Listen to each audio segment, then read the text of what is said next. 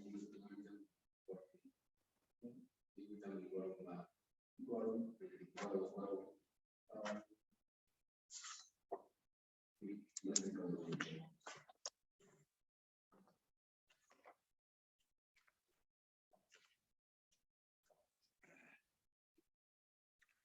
الله الرحمن الرحيم.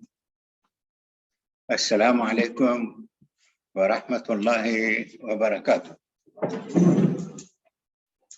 كنا نتحدث يوم أمس عن الرقابة الشرعية، وقد شرحنا لكم مفهوم الرقابة الشرعية وشرعية الرقابة، وكيف ظهرت صيغ التطبيق لهذه الرقابة في القوانين التي اعتمدت أسلوب العمل الإسلامي في العمل المصرفي.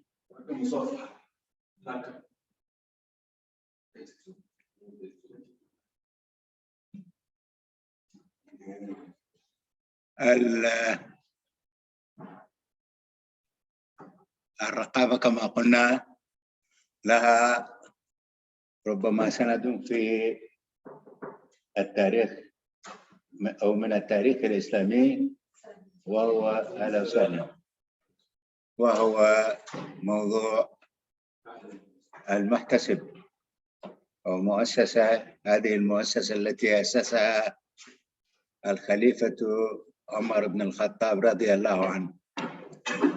إذن الرقابة الشرعية مميزة وخاصة بالمصارف الإسلامية، وقلنا لكم أن هناك رقابة على المصرف داخلية، وتأسست رقابة أخرى على هذه الرقابة من الاتحاد الدولي للمصارف الإسلامية، ثم ظهرت رقابة أخرى وهي رقابة بعض الدول على المصارف الإسلامية أيضا، كما في السودان والإمارات. وقلنا لكم كيف يمكن أن يعين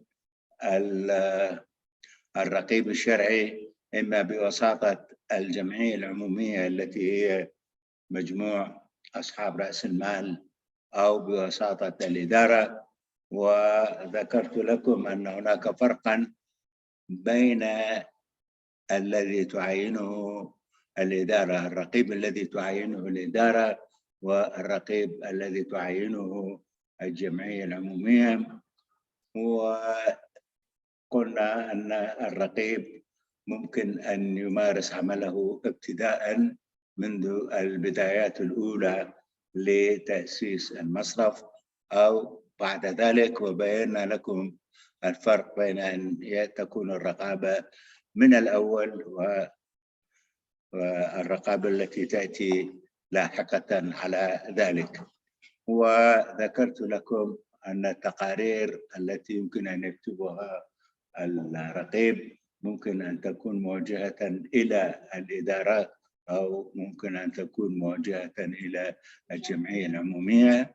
وبينا لكم الفروق بين الحالتين، ورجحنا أن الأفضل أن يكون هناك تقارير للإدارة وللجمعية حتى تكون هناك سيطرة شاملة على عمل المصرف الإداري. وذكرت لكم أن هناك قوانين أقرت الرقابة الجماعية، وقوانين أقرت الرقابة الفردية. وفي تونس تقرر أن يكون المفتي والرقيب زيادة على عمله. وفي الكويت ظهر قانون يقسم المصرف إلى أقسام وينير عمل الرقابة بأحد هذه الأقسام المصرفية. الآن وصلنا إلى أنه هذا الرقيب الشرعي كيف يمارس عمله؟ هل يحق له أن يتدخل من تلقاء نفسه باعتباره رقيبا، أم هناك يعني صيغة أخرى؟ إذا قلنا أن الرقيب الشرعي يمارس عمله من تلقاء نفسه، فمعنى ذلك أن هذا الرقيب الشرعي يستطيع أن يراقب العمل المصرفي بعمومه بمجموعه. أما هناك صيغة أخرى، وهي أن الإدارة تطلب من الرقيب أن يجيب عن أسئلتها. فهذه الطريقة تعني عمليا أن الإدارة تستطيع أن تتصرف كما تشاء إلى حين أن تسأل الرقيب، بمعنى أن الرقيب لا يستطيع أن يتدخل بعمل الإدارة ما لم تسأله. وهذه صيغة يعني قاصرة عن تطبيق الصحيح للرقابة الشرعية. إذن الرقيب إذا لا يستطيع أن يمارس عمله كما يعني يريد، وإنما ينتظر سؤالا من الزبون أو من الإدارة، فمعنى ذلك أن المصرف ممكن أن يتصرف كإدارة كما تشاء، وهذا ليس المطلوب من مفهوم أو من يعني ضرورة إنشاء الرقابة الشرعية. يعني يجب أن تكون هناك رقابة شاملة ومستمرة، ولكن هذه الصيغ ظهرت مثلا في المصرف الإسلامي في الدنمارك، أعطى للرقيب الشرعي حرية الرقابة الشاملة، يشبه الرقيب المالي الحكومي الدنماركي الذي يراقب المصارف. إذن المصرف الإسلامي الدنماركي أعطى رقابة شاملة للرقيب، بحيث أنه يستطيع أن يراقب كل أعمال المصرف كما يراقب الرقيب المالي الحكومي المصرف. هذا هو الأسلوب الأفضل. الآن هناك حوادث وقعت،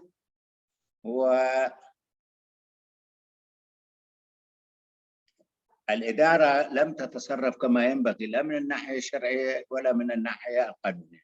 حدث في الأردن مثلا أن أحد زبائن المصرف الإسلامي طلب من المصرف أن يشتري له بضاعة سيراميك التي تستعمل لتغليف الحيطان في الحمامات أو في المطابخ أو شيء من هذا القبيل.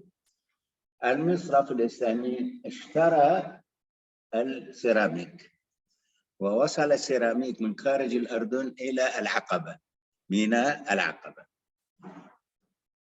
عندما قامت إدارة المصرف بنقل السيراميك من ميناء العقبة إلى عمان بواسطة الشاحنة، حدثت حادثة للشاحنة وانقلبت الشاحنة وتكسر السيراميك. إدارة المصرف طالبت الزبون بأن يدفع قيمة السيراميك، قالوا لا احنا اشترينا السيراميك وانت صاحب السيراميك وادفع. في الحقيقة هذا لا يجوز من الناحية الشرعية ولا من الناحية القانونية. لماذا؟ لأن عقد البيع لا يتم إلا بالتسليم. عقد البيع لا يتم إلا بتسليم المبيع. المبيع في القانون يسمى المحل، أو يعني الشيء الذي يظهر عليه أثر الفعل يسمى المحل، محل العقد. محل العقد ما هو؟ المبيع. شو السيراميك يفترض أن يسلم إلى الزبون حتى يتم عقد البيع. إذن عقد البيع لم يتم، هذا رقم واحد من الناحية الشرعية. من الناحية القانونية أنتم يعني غير مطلعين كثيرا على القانون. المسؤولية الناقل هو المسؤول عن ضمان ما ينقل، الناقل. فما علاقة الزبون بالحادثة؟ لا هو استلم السيراميك ولا هو الذي ينقل السيراميك، فكيف يجوز لإدارة المصرف أن تطالب الزبون بأن يدفع قيمة السيراميك؟ إذن من الناحية القانونية ومن الناحية الشرعية لم تتصرف إدارة المصرف الإسلامي الأردني بالصورة الصحيحة. اشتكى طبعا الزبون ووافقت الإدارة على أن يعرض الأمر على الرقيب الشرعي. من حسن الحظ أن الرقيب الشرعي يعني نظرة يعني شرعية صحيحة وقانونية، وبين لإدارة المصرف أن الزبون ليس هو المسؤول عن تعويض هذه الأضرار نتيجة انقلاب الشحنة. إذن لاحظوا هنا أهمية يعني وجود الرقيب الشرعي، وكيف ممكن أن يكون الرقيب الشرعي مصدرا حقيقيا للتطبيق السليم للشريعة الإسلامية. يعني لولا هذه الفتوى الصحيحة التي أقدم عليها وأفتاها هذا الرقيب كان يعني من المتوقع أن تكون هناك مشكلة بين الزبون والمصرف ولن تنتهي إلا بالمحاكم. إذن وجود الرقيب الشرعي وطريقة الإفتاء مسألة بالغة الأهمية في أمور كثيرة. هذا الرقيب الشرعي عندما يقوم بعمله كيف يقدم يعني اقتراحاته أو فتاواه، إما بتقرير شهري أو سنوي أو يجمع بين العمل بالتقرير للإدارة وللجمعية العمومية. ولكن ماذا ظهر على الصعيد العملي من تطبيق لهذه الفكرة؟ ماذا قدم هؤلاء الرقباء إلى الإدارات من المراقبة أو الاطلاع على التقارير؟ تبين أن هناك يعني تقارير روتينية، يعني دائما يكرر الرقيب كل سنة تقاريره بطريقة متشابهة. هذا الأسلوب إما أنه فعلا الإدارة تؤدي عملها بشكل صحيح ولا توجد مشكلة، أو أن القضية مجرد يعني تقرير شكلي حتى يرفع العتب، يقول والله قدمنا التقرير. مثلا كل سنة يكتب اطلعت على الميزانية العامة، اطلعت على حسابات المصرف، اطلعت على حسابات الأرباح والخسائر، راجعت وناقشت كل ما قام به المصرف من توظيف واستخدام، درست تقارير مدققي الحسابات، درست الكشوف الشهرية، درست استثمارات المصرف. هذه الصيغة صيغة عامة. إذن هذه الصيغ العامة يعني لا تنفعنا حقيقة ببيان الرقابة الشرعية الجدية لعمل المصرف. مجرد شيء شكلي، مجرد شيء عام بدون تفاصيل، كل سنة يعيدها الرقيب الشرعي. هذه مكتوبة، إذا أنت تبحث عنها مكتوبة، عندما تقرأها ستجد. إذن التقارير الرقابية بهذا الشكل يعني نستطيع أن نقول أنها شكلية إلى حد ما. هذا يعني تقرير شامل يعتبر تقريرا شاملا. لكن هناك أقل من هذا، يعني مثلا يقول اطلعت على عمليات المصرف ومشروعاته، ولا يكتب أكثر. فهذا ماذا نفهم منه من الناحية العملية؟ من الناحية العملية ماذا أي رقابة هذه؟ طلعت هكذا يعني جملة مختصرة لا أكثر ولا أقل.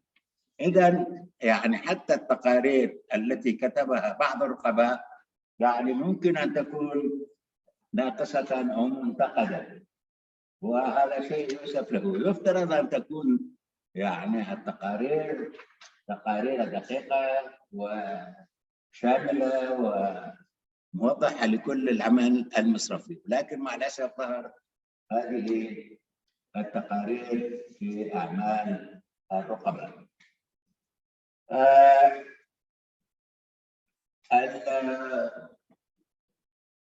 هذا الرقيب العمل الذي يقوم به يوجد في المركز الرقيب، في مركز مثلا في البركة في بيروت في فعلا رقيب شرعي أنا شفته شخصيا، ولكن الفروع خارج بيروت لا يوجد فيها رقيب شرعي. الرقيب موجود في بيروت ويجلس ويحضر كل يوم، أما العمل في الفروع خارج بيروت لا يوجد رقيب. يعني لو ذهبتم الآن إلى بنك البركة في شتورة فلا يوجد فيه لا رقيب شرعي. يعني هذا الأسلوب في العمل يعني أسلوب منتقد مهما كان. يعني الفروع هذه عندما تمارس عملها فممكن أن تعترضها مشاكل تحتاج فيها إلى رأي الرقيب الشرعي، ولكن عمليا الآن نحن لا نجد هؤلاء الرقباء. ربما يتصلوا بالرقيب الموجود في بيروت تليفونيا، ولكن يختلف عندما يكون الرقيب موجودا في نفس المكان ويراقب كل يوم ويطلع كل يوم، وبينما الإدارة تتصل به من بعيد أو ربما لا تتصل به. إذن هذه أيضا من الأمور المنتقدة التي انتقدت بها المصارف الإسلامية. لو افترضنا أن أحد الفروع استعان بشخص بمثابة رقيب شرعي في قضية معينة، هذه الاستشارة أو هذه الاستعانة يعني جزئية ليست دائمة ولا مستمرة، وهذا الرقيب أو الذي نعتبره كأنه رقيب يعني لا يلم بكل عمل المصرف بشكل دائمي. إذن حتى لو يستشيروه في قضية واحدة وربما لا يستشيروه، فحتى إذا أفتى في هذه القضية فتبقى هذه مسألة يعني محدودة في إطارها فقط هذه القضية، وأجاب عن هذا السؤال وانتهى الأمر. أما كامل أو كل عمل المصرف فهو يجهل من جهة ولا له علاقة به ولا له اتصال. هذا الشخص لو صدر أي فتوى ولم تلتزم بها الإدارة لا أحد يستطيع أن يحاسب الإدارة، لا هو ولا غيره. لماذا؟ لأنه لا يمتلك صفة شرعية، مجرد مستشار استشاروا، عجبهم أخذوا فيه، ما عجبهم ما أخذوا فيه. إذن يعني اعتماد هذا الأسلوب هذا صغير قصر لا يؤدي إلى النتيجة المطلوبة من مفهوم الرقابة الشرعية. هذه يعني ظاهرة أيضا من الظواهر السلبية.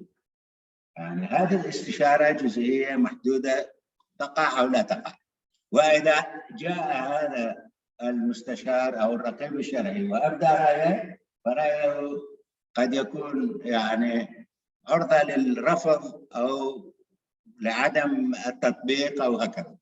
إذن هذه أيضا من الانتقادات التي يمكن أن تنتقد بها تصرفات المصارف أو الإدارة الإسلامية فيما يتعلق بالرقابة.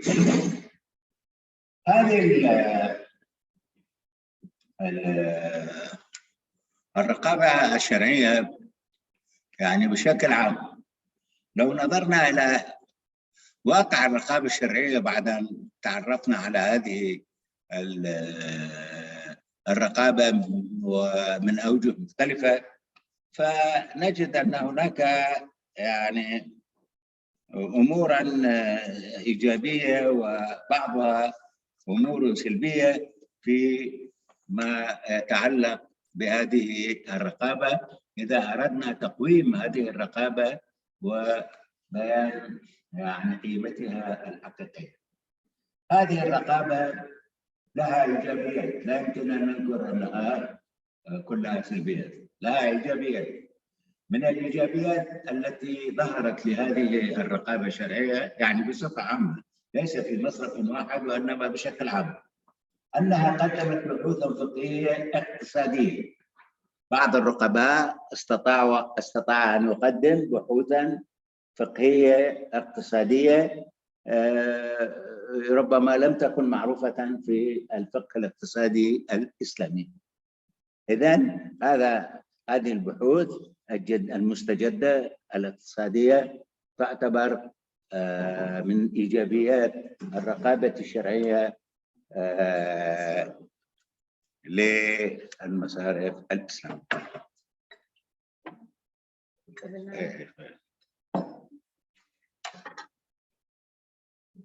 هذه من المصارف، هذه من الإيجابيات. الإيجابيات الأخرى أن الرقابة الشرعية بالفعل ساهمت ببعض الأمور يعني التي لم يعرفها من قبل الفقهاء الإسلاميون في الأمور الاقتصادية، وقدموا يعني آراء جديدة، وحاولوا أن يقدموا حلولا للمشكلات الاقتصادية والمالية التي تعترض العمل المصرفي بشكل خاص والعمل الاقتصادي الإسلامي بشكل عام.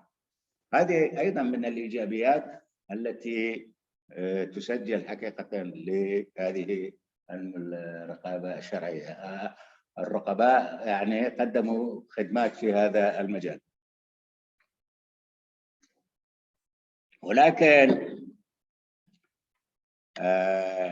هناك سلبيات.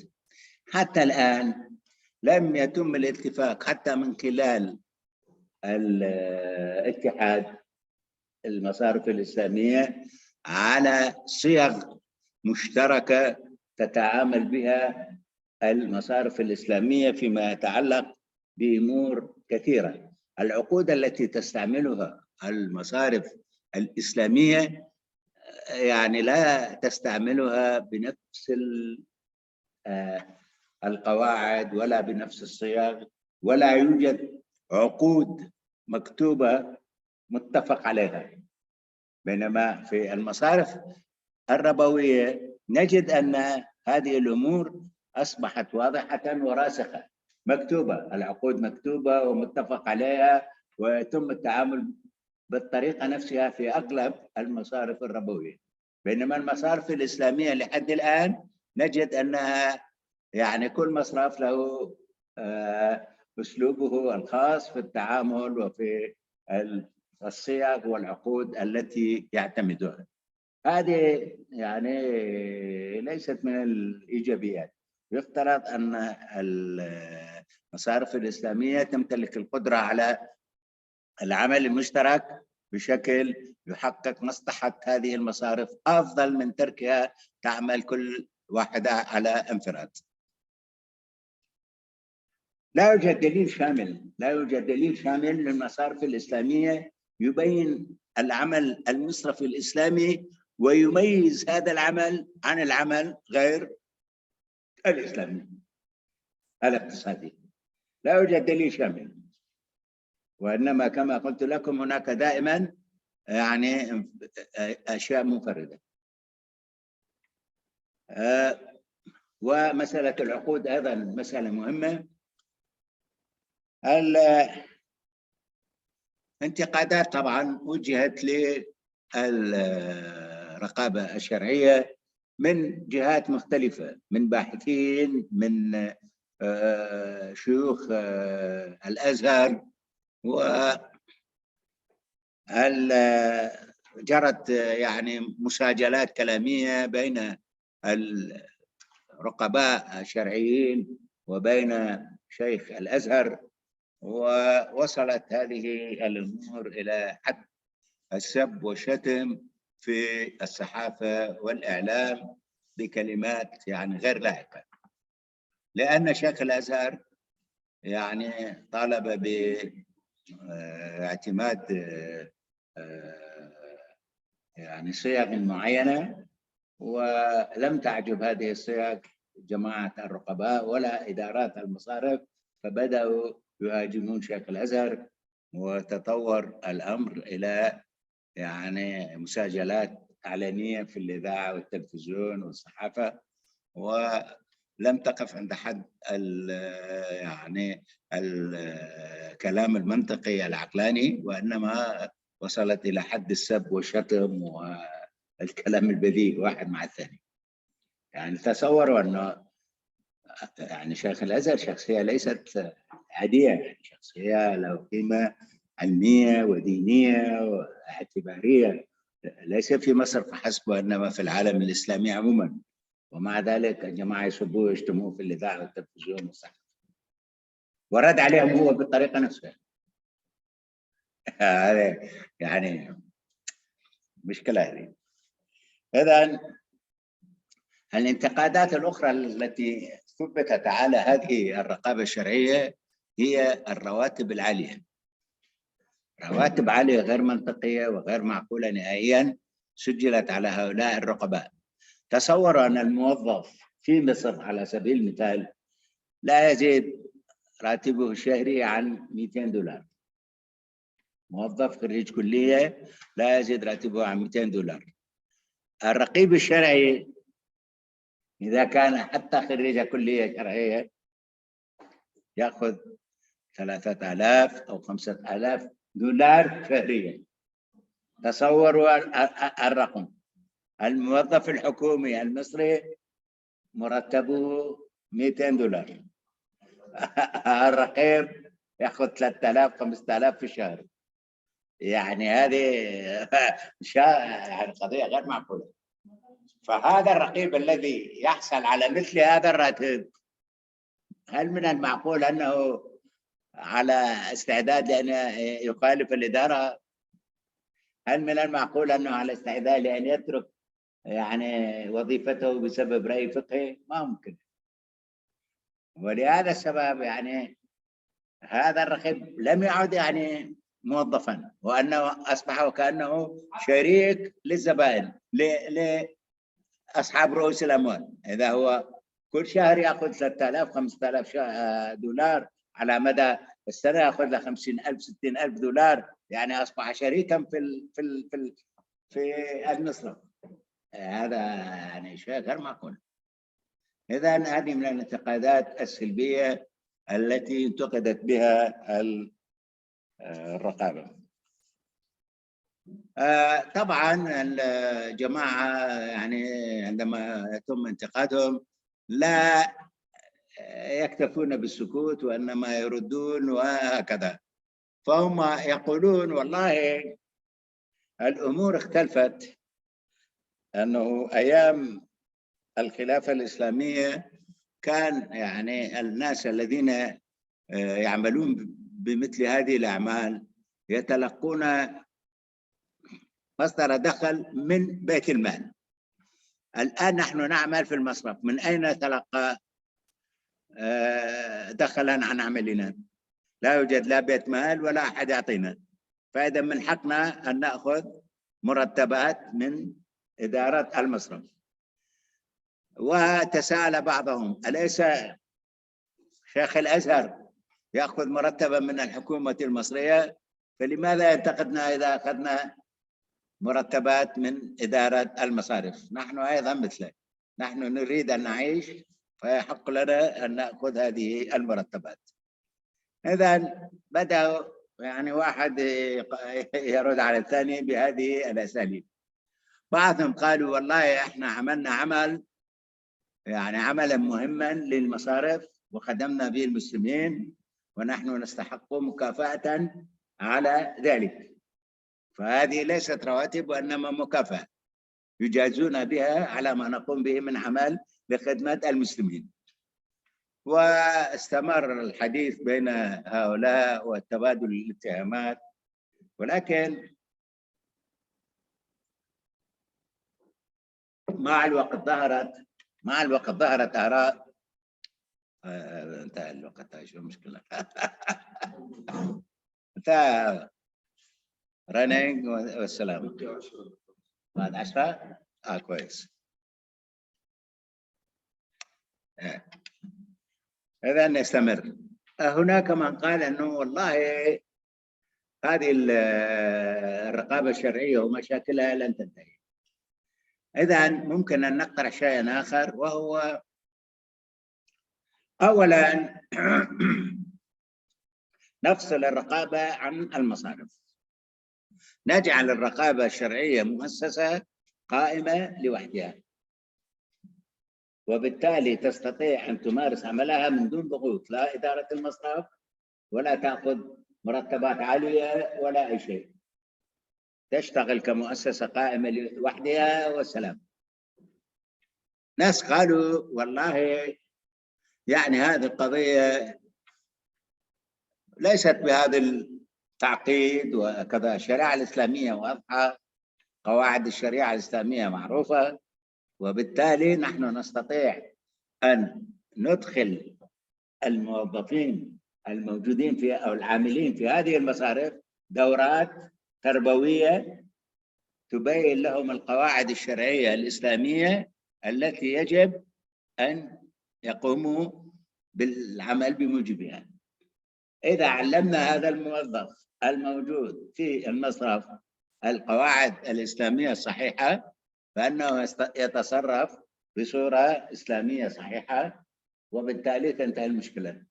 هذا يعني قالوا هذا أفضل، نعلم المصرفي الأساليب والقواعد الشرعية الصحيحة ويمارسها.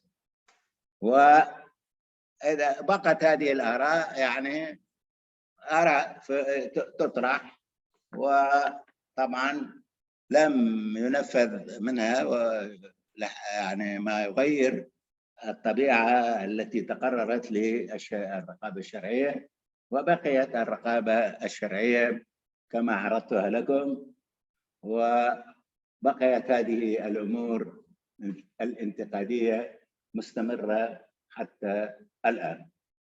هذا يعني بشكل مختصر ومفيد للرقابة الشرعية وجدوى الرقابة الشرعية.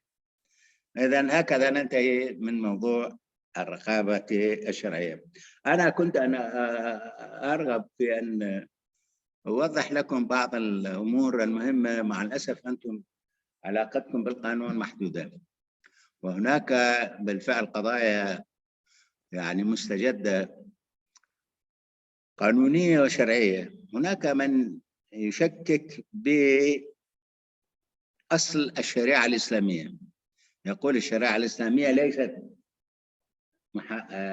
من السماء، وإنما من الرسول محمد هو نفسه تعلم، وحتى يطلق عليها لا يقولون شريعة إسلامية، وإنما يقولون الشريعة المحمدية، الشريعة المحمدية، حتى يعني يقطع الصلة بين الرسول الكريم والوحي من السماء. وهناك من يتهم الرسول بأنه تعلم في الشام أخذ بالمبادئ اليهودية والمسيحية من الشام، من مدارس الشام، وتعلم أيضا القانون الروماني. أهلا وسهلا. وأن الشريعة الإسلامية هي مجرد خليط من شريعة اليهود والمسيحيين والقانون الروماني، وهذه تهمة باطلة يجب أن يعني أن نتعرض لها ونبين حقيقتها. في الأسبوع القادم إن شاء الله يعني إحنا انتهينا الآن، المواد انتهينا منها، المشاكل لا تعنيكم ولا هذا في هذا، ما عدا المشاكل فهي 3 مواضيع. المدخل يعني ل هذا نشأة المصارف وخصائصها، العقود والخدمات والرقابة. هاي 4 أشياء. تأتيكم الأسئلة 4، الجواب عن 3.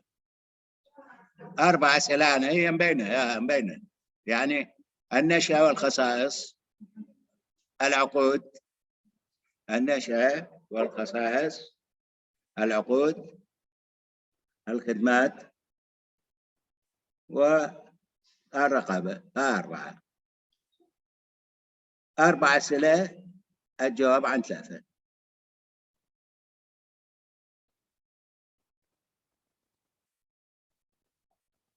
هذه الأسبوع القادم إن شاء الله أنا سأعرض لكم بشكل مختصر موضوع هذه الاتهامات التي وجهت وما زالت توجه إلى الشريعة الإسلامية، باعتبار أن الرسول الكريم قد نقل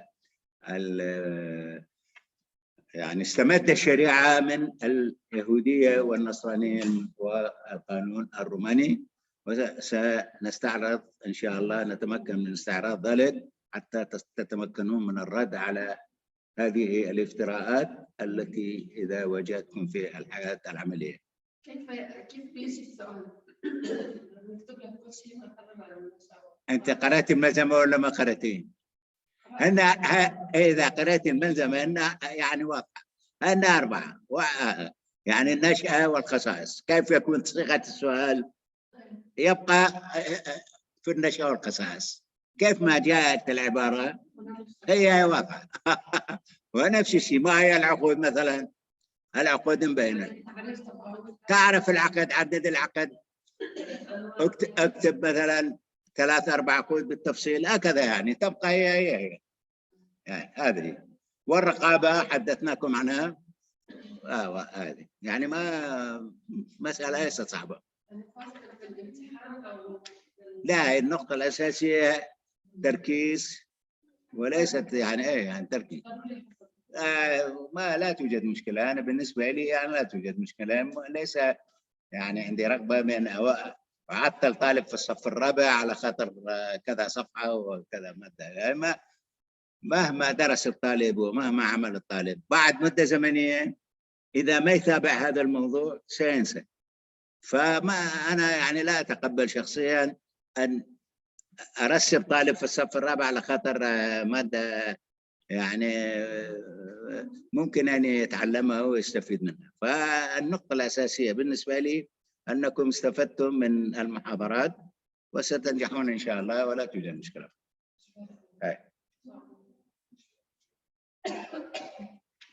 يلا، السلام عليكم.